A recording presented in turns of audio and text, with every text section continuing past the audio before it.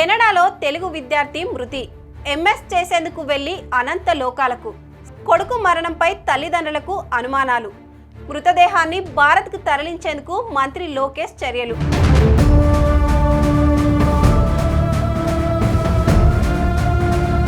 చాలా కాలంగా ఉన్నత చదువుల కోసం విదేశాలు వెళ్తున్న విద్యార్థులు అనుమానాస్పద రీతిలో ప్రమాదాల్లోనూ దుండగుల చేతిలో హత్యకు గురవుతున్నారు.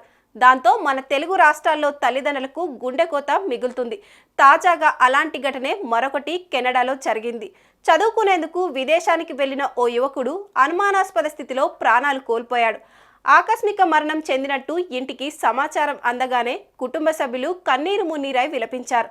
మృతదేహాన్ని త్వరగా భారత్కు తీసుకువచ్చేలా చర్యలు తీసుకొని మృతిపై విచారణ జరిపించాలని అధికారులు ప్రజాప్రతినిధులను కోరారు.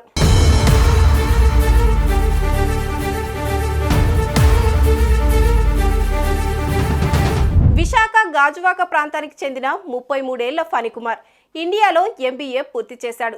ఎంఎస్ చదువుల కోసం విదేశాలకు వెళ్లాలని నిర్ణయించుకొని కెనడాకు వెళ్లాడు. ఆగస్టు 21న కెనడాలోని కాల్గరీ సిటీలో ఉన్న సదరన్ ఆల్బర్ట్ ఇన్స్టిట్యూట్ ఆఫ్ టెక్నాలజీలో ఎంఎస్ కోర్సులో చేరిన ఫణికుమార్ అక్కడే స్నేహితులతో కలిసి హాస్టల్లో నివాసం ఉంటున్నాడు. రోజు మాదిరిగానే కాలేజ్ నుంచి తన గదికి వచ్చి నిద్రపోయారు. అయితే ఉదయమైన ఫణికుమార్ ఎంతకీ లేవలేదు. వెంటనే ఫణికుమార్ను తోటి స్నేహితులు కదిలించి చూశారు. కానీ చలనం లేదు. దీంతో ఫణి చనిపోయినట్లు నిర్ధారణకు వచ్చారు.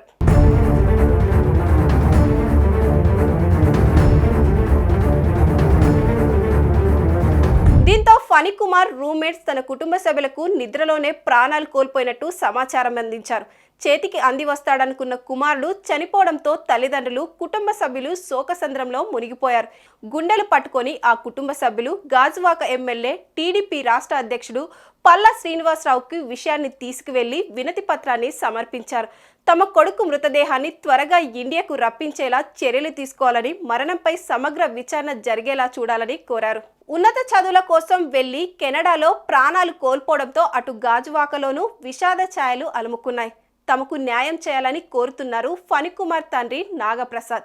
ఈ ఘటనపై ఏపీ మంత్రి నారా లోకేష్ స్పందించారు. విదేశాల్లో చదువుకోవడానికి వెళ్లి విద్యార్థి మరణించడం బాధాకరమన్న లోకేష్ ఫణికుమార్ మృతదేహాన్ని స్వగ్రామానికి తీసుకువచ్చేందుకు ఏర్పాట్లు చేస్తున్నామని, తల్లిదండ్రులు ధైర్యంగా ఉండాలని అన్నారు.